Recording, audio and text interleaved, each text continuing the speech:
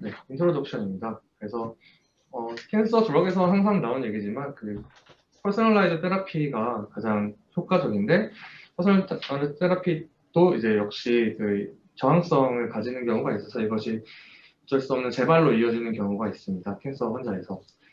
그리고 튜머가 이미 좀 제한된 숫자에 알려져 있는 몰레큘러 메커니즘, 우리가 알고 있는 게 좀 제한적이기 때문에 그 콤비네이션 테라피를 통해서 이 몰레큘러 메커니즘을 타겟하거나 아니면 그 테라피의 레지스턴스를 좀 낮추는 거를 할 수가 있지만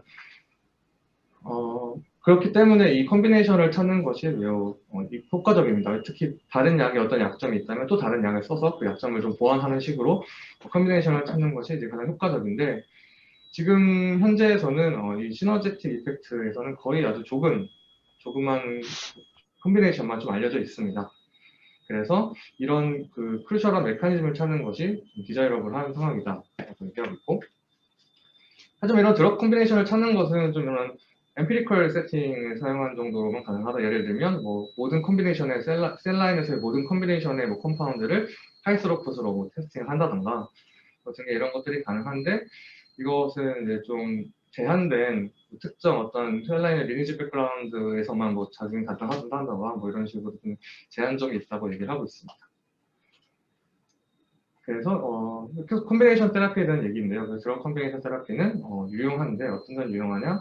케모세라피나 타겟팅 세라피가 실패했거나 뭐 이런 저항성을 가질 때, 내성을 가질 때 유용하고 근데 이게 여기서 이제 뭐 타겟팅 세라피 같은 경우는 지노움 데이 특정 뮤테이션을 가지는 경우에 사용을 하게 되는데 이런 가장 좀 메이저 챌린지는 콤비네이션 세라피와 진 뮤테이션 프로파일의 좀 조화를 가지는 게 좀 많이 어렵다.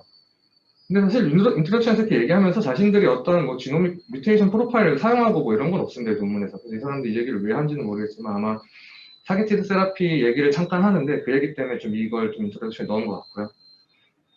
그 다음에 그래서 이 사람들이 한 것은 드럭 아틀라스라는 걸 만들었는데 이거는 이제 드럭 페어, 시너제틱한 드럭 페어를 확인하는 그런 어프로치고 기본적인 여기 아직 안 나있네요. 네. 그래서 이 드럭 아틀라스를 통해서 드럭 아틀라스는 이제 싱글 드럭 레스폰스 데이터, 그러니까 한 드럭 개인의, 그러니까 드럭 2개 이상이 아니라 한 드럭의 그 도즈 리스폰스 데이터들을 모아서 이걸 가지고 구성하게 됩니다. 그래서 이거로 드럭 블루너리티를 예측하는 건데 이거는 자신들 이 방법은 어떤 제너럴라이즈블 스트레티지고 이거는 이미 새로운 콤비네이션이나 좀 기대하지 못했던 콤비네이션들을 찾을 수 있는 그런 전략이다 하면서 이제 인트로덕션을 끝내고 있습니다. 요즘 이게 아마 좀 잠시만 이거 좀 붙이겠습니다.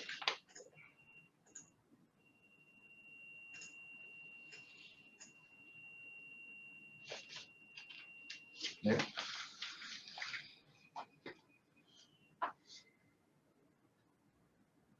네, 그래서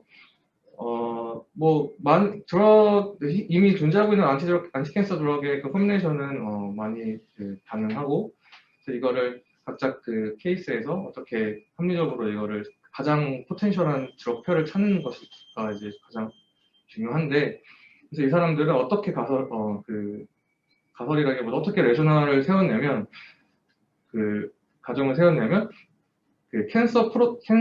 캔서 프로세스 간의 관계가 이 드럭 이펙트 간의 관계를 반영할 것이다 라는 얘기가 있어요. 라고 가정을 합니다.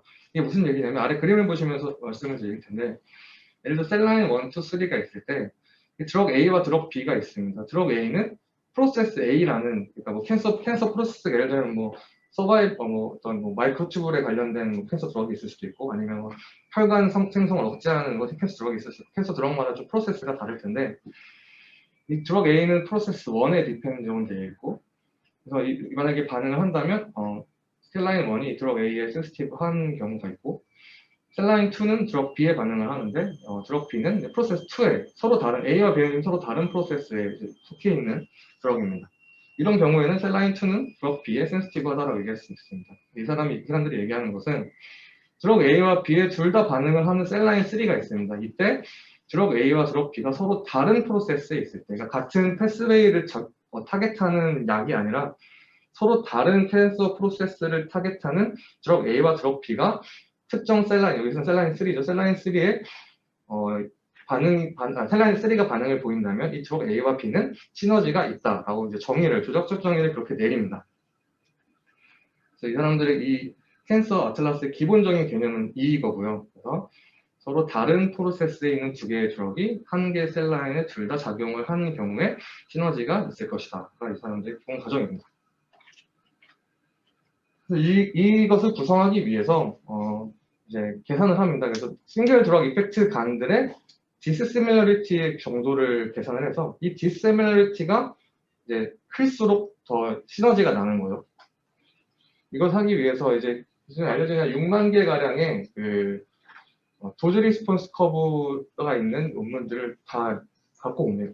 찾습니다. 찾아서 이 6만 개는 이제 GDSC나 CCLE에 있는 드럭과 셀라인들의 관련된 논문들을 다 해서 6만 개 이미 알려진 드럭 도즈 리스폰스. 드럭 도즈 리스폰스라는 것은 X축이 이제 드럭의 도즈고 Y축이 셀의 바이어빌리티, 셀라인으로 보통 실험을 하니까 그 커브에 이제 AUC를 가지고 사용을 합니다. 왜냐하면 이 AUC 값이 이제 이 드럭의 이펙트를 얘기해 줄 때, 예를 들면 도즈를 높일수록 바이어빌리티가 낮아지는, 즉 그 커브 아래 면적이 작아지는, AUC가 작아지는 경우에 드럭 이펙트가 강하다라고 얘기할 수가 있기 때문에 이것들을 이제 워드 클러스터링으로 각각의 이 AUC 벡터들을 클러스터링을 해서 서로 드럭 간의 이 거리를 계산을 합니다. 여기서부터 좀 이제 텍스트랑 수식이 좀 많은데요. 제가 최대한 좀 간단하게 설명을 잘 해드리도록 하겠습니다. 드럭 아틀라스를 만드는 가장 기본적인 개념은 방금 말씀드린 것처럼 그 AUC 데이터, 각 드럭, N개의 셀라인에 N개의 드럭이 있고 그 N개의 셀라인에 N개의 드럭에 관한 모든 AUC 값들을 다 바꿔서, 물론 이제 그 중에 값이 없는 경우도 있고 있는 경우도 있지만 여기서는 값이 하나라도 있는 논제로 벡터들만 가지고 이제 계산을 하게 됩니다. 그래서 그 각각의 드럭에 대해서 이제 코사인 알파를 계산하게 됩니다. 이게 하나의 그 각각의 드럭에 대해서 아마 이 그림이 좀 보여드리면서 설명하기 좀 편할 수도 있겠는데, 이게 이제 도즈 리스폰스 데이터라고 이고 그래프가 이렇게 있으면 이제 이 아래 값이 AUC가 되겠죠. 이제 여기 이 세로로 쭉 나열되어 있는 것은 이제 여러 가지 N개의 셀라인이고, 여기 이 육각형 하나의 각각의 이제 드럭을 얘기합니다.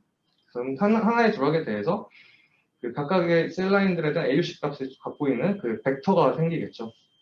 그래서 그렇게 데이터가 있다고 생각을 하고, 그때 이 모든 셀라인들의 이제 그 도즈 리스폰스에 대해서 이 코피네틱 디스턴스를 구하게 됩니다. 처음에 이것은 이제 그 유클리디안 디스턴스와 이걸 이제 덴드로그램을 그렸을 때 덴드로그램 상에서의 디스턴스를 같이 이제 계산을 해서 얼만큼 이제 이 코릴레이션을 가지냐라는 계산하는 그 디스턴스고요. 여기서 뭐 수식을 간단히 설명드리면 x i, j는 i 번째 그 옵저베이션과 j 번째 옵저베이션의 그 거리, 유클리디안 디스턴스고요. t i, j는 이제 아까 말씀드린 덴도그래미틱 디스턴스를 얘기합니다. x바나 바 오브 x나 이제 t는 각각의 그 평균을 얘기하고요. 평균의 제곱을 곱한 값을 각각의 값을 이제 편차를 다 더한 값을 이제 분자로 하는 값을 이 코피네틱 코이피션트, 콜리데이션 코이피션트라고 합니다. 그리고 아까 말씀드렸다시피 AUC 값을 이제 각각의 AUC 값은 0부터 1까지로 계산을 하는데, 0은 이제 그만큼 드럭 이펙트가 강하다는 거고, 1은 드럭 이펙트가 약하다는 것. 드럭 A와 드럭 B의 디스턴스를 구할 때는 아까 이제 1 the similarity between the AUC 데이터 벡터. 그러니까 드럭 A와 드럭 B의 각각의 이 코릴레이션을 구했을 때 1에서 이 값을 뺀 걸 가지고 디스턴스를 정의를 합니다. 그리고 이거 현재로 이렇게 이제 그 디스턴스들이 모든 드럭에 대해서 이제 다 계산이 되어 있는 상태에서 이거를 좀 더 이 사람들이 2차원으로 보여주기 위해서 보로노이 맵이라는 것을 그립니다. 보로노이 맵이라는 것은 이제 이렇게 그 벌집 모양의 이런 식으로 그 그래프를 이제 브로노이 그래프라고 하는데, 이것을 그리기 위해서 네, 여기서 뭐 이 방법론 자체를 설명하려고 하는 건 아니니까 이제 간단하게 말씀을 드리면, 이 그림을 통해서 이제 이게 서로의 디스턴스를 덴드로그램이 있다고 생각을 하시면, 각 드러그들이 이제 덴드로그램에서 네, 가까운 드럭들은 이제 가까운 덴드로그램이 있고, 먼 드럭들은 먼 덴드로그램이 있을 때, 이 그 하나하나의 폴리곤들이 이제 하나의 드럭을 얘기를 하는데, 이 폴리곤과 폴리곤의 중심과 무게중심과 드럭 A의 무게중심과 드럭 B의 무게중심 사이에 그 거리가 지금 위에서 구한 이 디스턴스인데, 이 디스턴스의 중간값에다가 이제 그 보더를 그리게 됩니다.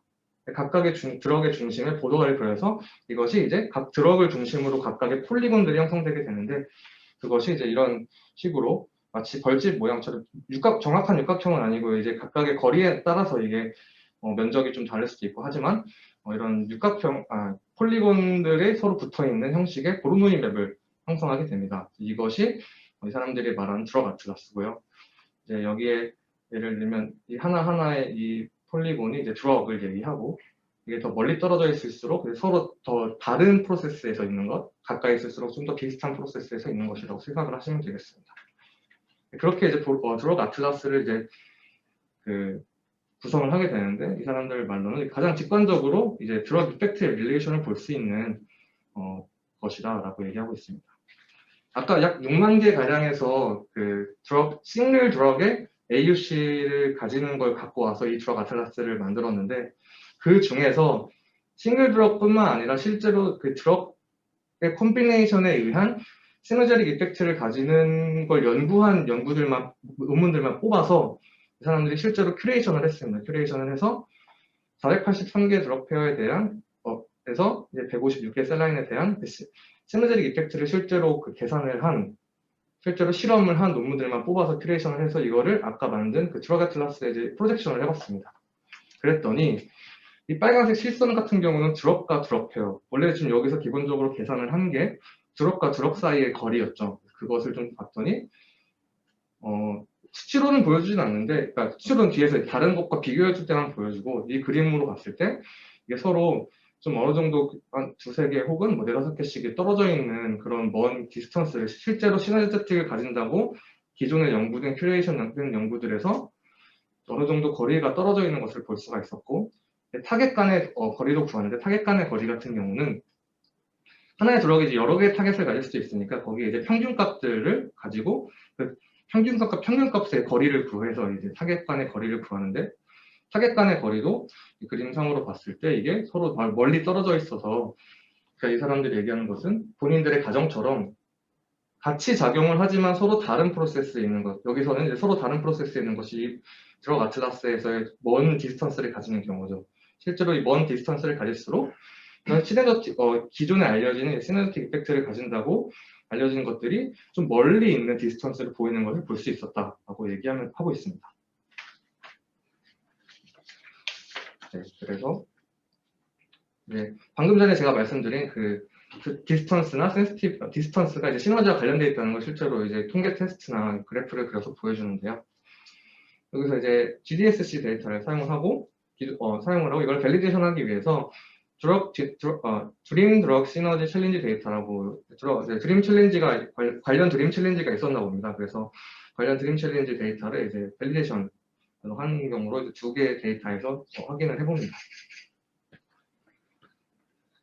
아래 보시면 이제 X축은 이게 전체 그 시너지가 있다고 생각된 전체의 그 거리이고, 위드니 프로세스와 올 디스턴스가 있는데, 아까 약 6만 모든 드럭의 디스턴스를 다 구했을 때가 제일 오른쪽이 흰색 바 플롯이고요. 가운데 플롯은 그 전체 드럭 중에 이제 마이캔서지놈이라는 데이터베이스에서 이런 드럭들이 어떤 프로세스에 같이 있는지 이게 좀 그런 널리지 베이스가 있습니다. 그래서 그 정보를 갖고 와서, 그러면 프로세스 안에 있는 드럭들 간의 이 디스턴스, 코피네틱 디스턴스가 어떻게 되는지 이제 한 것이 이 가운데 이 바플롯이고, 사람들이 실제로 이걸 통해서 그 시너지를 가지는, 아까 그 큐레이션 한 그 데이터에서 시너지를 가지는 그 드럭들의 거리를만 계산했을 때 그 거리가 이 빨간색입니다. 여기서 주장하는 것은 실제로 시너지를 가지는 이런 드럭의 페어들, 그다음 B와 C는 이제 타겟의 그 디스턴스입니다. 이건 드럭 디스턴스, 타겟 디스턴스, 이거는 드림 데이터로 한 타겟 디스턴스, 타겟 디스턴스인데, 여기서 보시다시피 시너지를 가지는 경우가 이 드럭 간 혹은 타겟 간의 디스턴스가 더 멀었다를 얘기하고 있습니다. 그리고 여기 이제 빨강색이 비트윈 프로세스고 약간 분홍색이 이제 위드인 프로세스인데, 전체 시너지에서 시너제틱한 그런 이펙트를 가지는 것 중에서 혹은 그다음에 전체 프로세스에서 비트윈 프로세스에서 그 드럭 페어들이 훨씬 많았다. 이거는 뭐 딱히 차이가 나는 건 아니지만 이런 그 시너지를 가지는 데이터들에서 비트윈 프로세스의 비율이 80% 정도로 훨씬 높았다를 얘기하고 있습니다. 다시 정리해서 얘기하면 드럭 시너지와 드럭 디스턴스와 드럭 시너지가 관련이 있다를 얘기하는 것입니다. 그리고 이번에는 그 드럭 센시티비티 GDSC를 사용을 했기 때문에 그 안에 이제 드럭 센시티비티 데이터가 있습니다. 드럭 센시티비티와 과연 이 시너지와 실제로 관련이 있을까?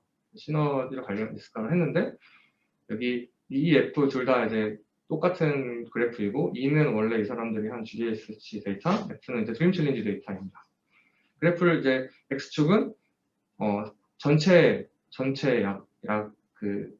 약의 센시티비티, 전체 약물, 그다음에 이거는 시너지를 가지는 전체 약물, 그다음은 타겟팅부터 설명을 드리면 그 시너지를 가지는 약물 중에 실제로 어떤 뮤테이션이 있는 진을, 뭐 예를 들면 이거 EGFR 뮤테이션이 있는 진을 타겟하는 뭐 제파티넷 이런 식으로 타겟티드 테라피의 약물만 뽑아서 한 것, 그다음에 여기서는 타겟티드가 아닌 것을 이제 뽑아서 한 건데, 타겟티드일수록 더 이 센시티비티가 높은 것을 볼 수가 있었고, 시너지가 있을수록 시너지가 없는 것에 비해서 더 센시티비티가 높은 것을 볼 수 있었다라고 얘기하고 있습니다. 그래서 앞에서는 드럭 디스턴스와 드럭 시너지의 관계, 여기서는 드럭 센시티비티와 드럭 시너지와의 관계를 얘기하고 있습니다.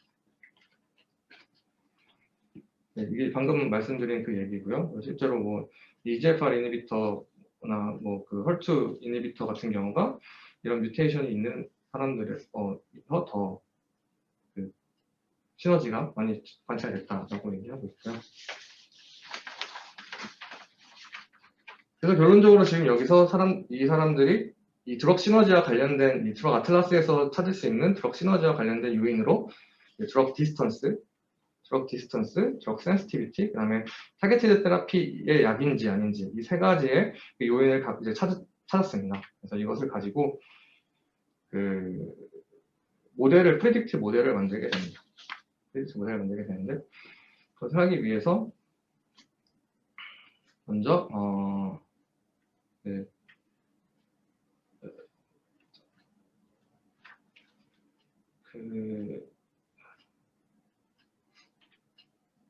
컨비네이션 인덱스라는 그 값을 구하게 됩니다. 그 인덱스는 이제 실제 이 인비트로에서 실험을 해서 이 바이어빌리티를 통해서 이 약들의 시너지가 얼마큼 나는지를 계산하는 방법입니다. 그것을 하기 위해서 30개 이 드럭 아틀라스에서 좀 시너지가 있다고 나타난 30개 서로 다른 약물의 컨비네이션을 이제 9개의 그 GBM 셀 라인에 적용을 했습니다. 이것을 이제 이 그림으로 보시면서 하는 것은 계속 글씨가 좀 깨지네요.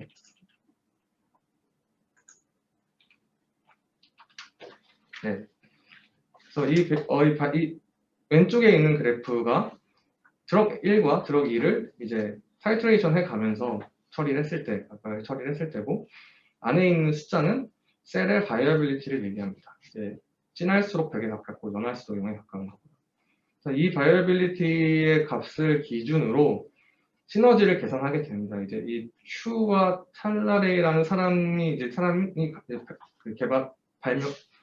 제안한 방법이 있는데, 이것이 이제 드럭 시너지를 사용하는데 가장 보편적으로 사용되는 그 시너지 계산 방법이라고 하더라고요. 그 드럭 시너지에 관한 논문, 방법에 대한 논문을 봤는데, 이제 이것이 가장 좀 보편적으로 사용되는 논문이고, CI라는 이제 컨비네이션 인덱스, 이 인덱스를 구하는 것은 여기서 V 같은 경우는 N번째 드럭에 normalized viability고 1.n은 1부터 n까지의 모든 드럭을 처리했을 때 이제 combination viability입니다.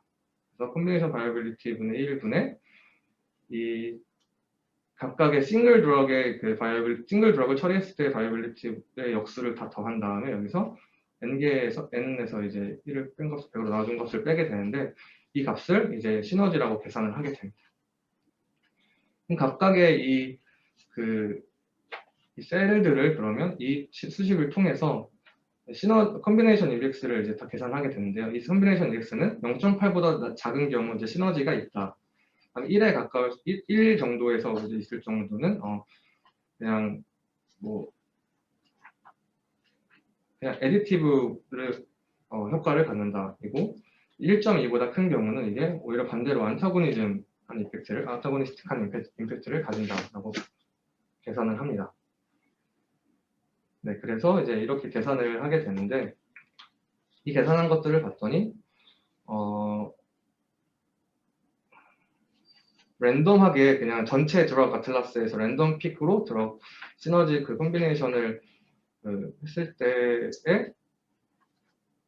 시너지가 있다고, 그러니까 그것보다 GBM 방금 전에 했던 30개의 약물에 9개의 GBM 셀라인에서 이미 드럭 아틀라스에서 시너지가 있다고 예측되는 드럭의 조합을 가지고 한 거였죠. 그래서 그것에서 이 컨비네이션 인덱스를 구해봤더니 랜덤하게 했을 때보다 훨씬 유의하게 많은 부분이 이제 시너지를 가진다고 판단이 되었다라고 얘기하고 있습니다. 그리고 이 방금 전 말씀드린 큐 앤 탈라레이 방법 말고 다른 이제 시너지를 계산하는 이런 방법들이 있는데 각각의 방법들과도 이제 비슷한 코릴레이션을 보여주고 있다라고 하면서 이 컨비네이션 인덱스가 시너지를 계산하는데 이제 충분히 합리적이라는 얘기를 하고 있습니다. 그러면서 이것을 이제 사람들이 지금까지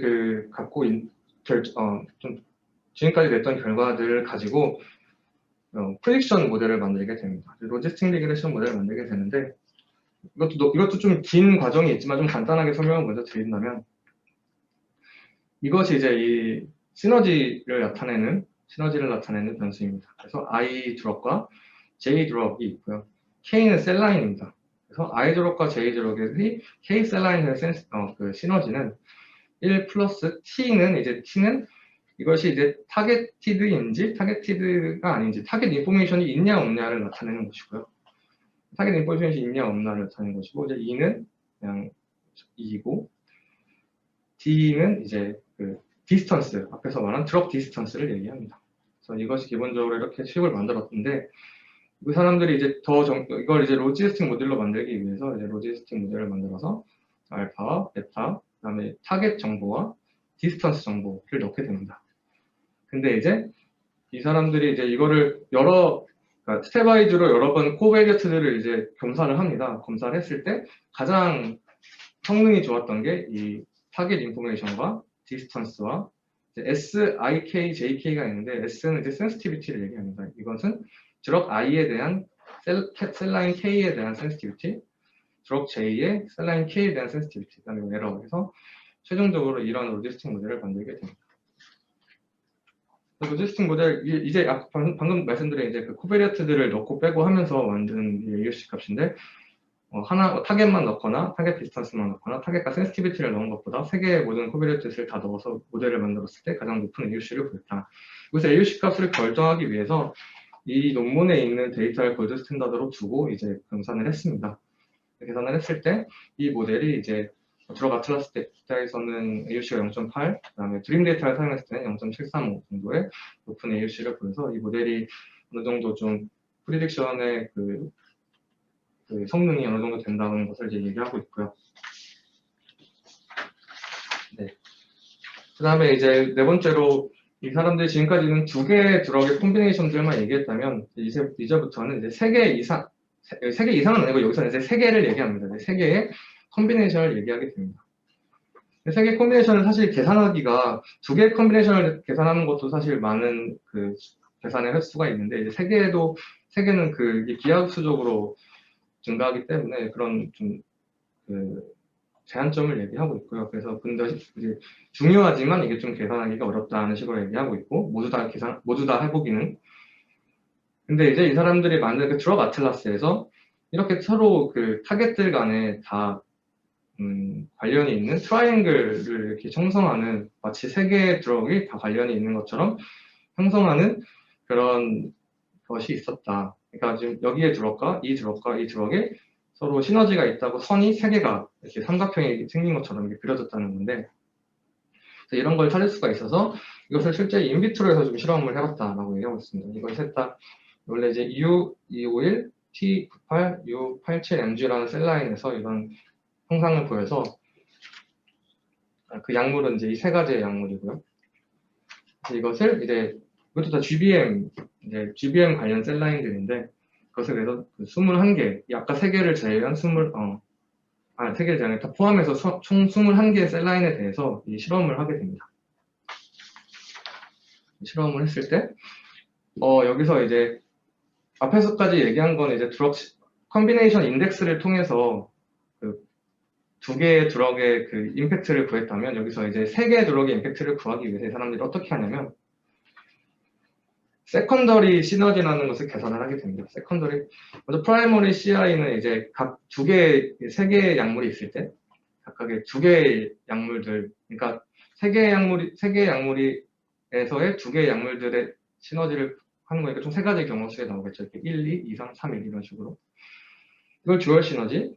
그다음에 그냥 더했을 때 이제 트리플 시너지라고 하는데 이거를 이제 세컨더리 시너지라 그래서 이것을 계산하기 위해서 마치 이제 이 2개를 더한 것을 하나의 약물로 치고 그냥 마치 2개의 약물을 조합하는 것처럼 계산을 합니다. 그러니까 1과 1의 듀얼 시너지를 마치 하나의 약물의 시너지처럼 계산을 해서 하나의 약물의 그 작용처럼 계산을 해서 1, 2와 3을 계산하고 이런 식으로 트리플 시너지를 계산하게 됩니다. 그것이 이제 각각의 이쪽에 각각의 이 삼각형의 각각의 변 쪽에 있는 것들이 이 세컨더리 그 시너지를 얘기하고요. 가운데 있는 게 이제 여기 트리플 시너지 가운데 거를 얘기하고 있습니다. 빨간색으로 갈수록 이제 시너지가 강한 것. 아까 0.8 이하보다 작으면 시너지가 있다고 생각을 했었죠. 그 다음에 이게 옅어질수록 좀 시너지가 약한 거고요. 아래는 이제 바이어빌리티를 계산한 건데 이게 진해질수록 이 셀의 바이어빌리티가 높은 것, 그 다음에 좀 옅어질수록 셀의 바이어빌리티가 낮은 것. 그러니까 이 빨간색은 진할수록 이 흰색은, 그레이스케일은 좀 연할수록 같은 방향이라고 보시면 되겠습니다. 이때 21개에 대해서 이 계산을 했을 때 컨비네이션 인덱스는 이제 0.18, 아까 0.8이 기준이었는데 0.18이면 매우 낮아진 거죠. 그 다음에 바이올리빌리티는 컨트롤에 비해서 10% 아래 정도로 늘어난 것을 볼 수 있었다. 라고 얘기하고 있습니다. 그래서 이 시너제틱한 멀티드럭 콤비네이션이 드럭의 이펙트를 서로 좀 강화시키는 것을 볼 수 있었다라고 얘기하는 것이 이번 여기 챕터의 결론이 되겠습니다. 실제로 그래서 이것들이 그 듀얼 시너지를 가지고 이 트리플 시너지, 그러니까 여기서는 뭐 멀티라고 하지만 이제 3개로 했으니까 트리플 시너지를과 어느 정도 관련이 있느냐 했는데 각각의 듀얼 시너지를 이제 트리플 시너지와 코릴레이션 해봤을 때 듀얼 시너지가 이제 높은 코릴레이션 코에피션트를 보여주는 것을 보아서 아마 이런 듀얼 세라피 이펙트를 베이스 해가지고 트리플 혹은 뭐 더 이상의 멀티드럭 세라피 이펙트를 좀 예측해 볼 수가 있다라고 얘기하고 있습니다. 마지막으로는 이제 본인들이 했던 그런 좀 효과가 있는 것 같은 시너지를 가지는 것 같은 조합들을 마우스 모델에 적용을 하게 됩니다. 그랬을 때 총 5개의 모델에 적용을 하게 되는데요. 5개의 모델이 이제 뭐 GBM, 트리플 네거티브 브레스트 캔서, 멜라노마, 루케미아 모델 이렇게 5개인데 GBM 2개, 브레스트 캔서 하나, 이제 멜라노마 하나, 루케미아 모델 하나 이렇게 총 5개에 대해서 인비보 실험을 하게 되는데 인비보 실험을 해서도 똑같은 방향으로 시너지 가지는 경우에 더 이펙트가 강했다. 이제 A, B, C, D, E가 각각의 이제 5가지의 인비보 실험이고요. GBM, TMBC, 멜라노마, 이제 루케미아입니다.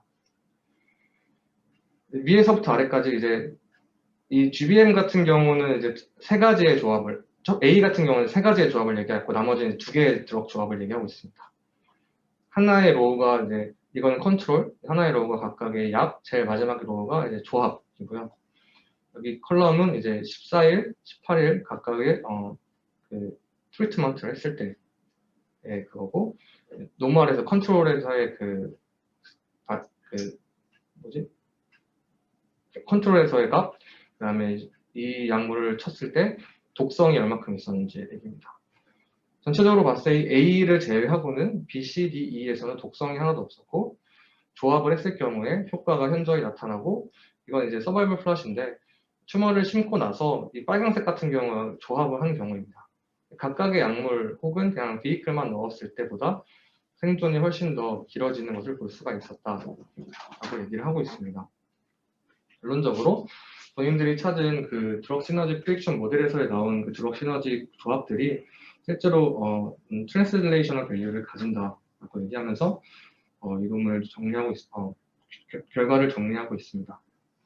디스커션인데 디스커션에서는 이제 이 사람들이 했던 걸 다시 반복한 얘기들은 좀 대부분 뺐고요. 이제 이 연구에 대한 얘기, 그 연구에 대한 방향성이나 이런 것을 얘기한 것만 좀 발표하도록 하겠습니다. 네, 그래서 이 사람들은 싱글 드럭 도즈 리스폰스 데이터를 가지고 이 드럭 아틀라스를 만들었고 이것은 드럭 디스턴스가 드럭 시너지, 이 사람들이 가장 기본적으로 생각했던 가설 자체가 드럭 디스턴스, 서로 다른 같은 셀 라인에 같이 작용을 하지만 드럭 디스턴스가 먼 경우가 서로 시너지를 가진다, 그 기본 가설이었는데 이 사람들이 여러 그런 실험을 한 결과 그것들이 좀 어느 정도 맞는 데이터를 보였다 이렇게 얘기하고 있습니다. 그 다음에 이제 톡시시티에 대한 얘기를 잠깐 하는데 콤비네이션 트리트먼트를 하는 경우 당연히 하나의 약을 쓸 때보다 이제 더 많은 독성을 가질 확률이 크게 됩니다. 뭐 각각의 약물의 독성도 있지만 그것이 아무래도 같이 쓰는 거다 보기 때문에 그렇게 있는데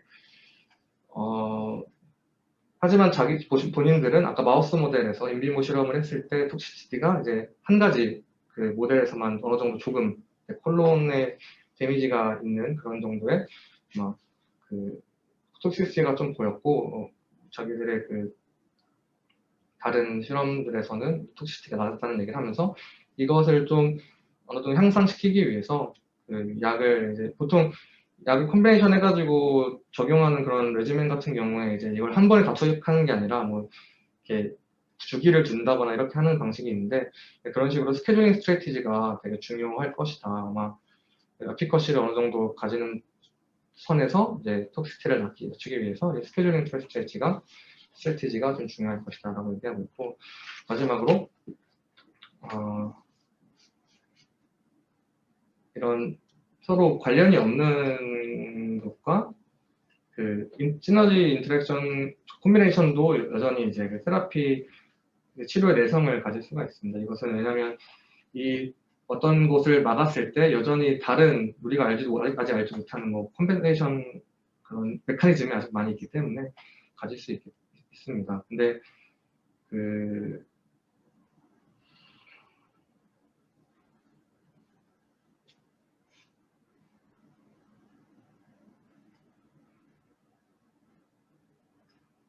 그래서 결론적으로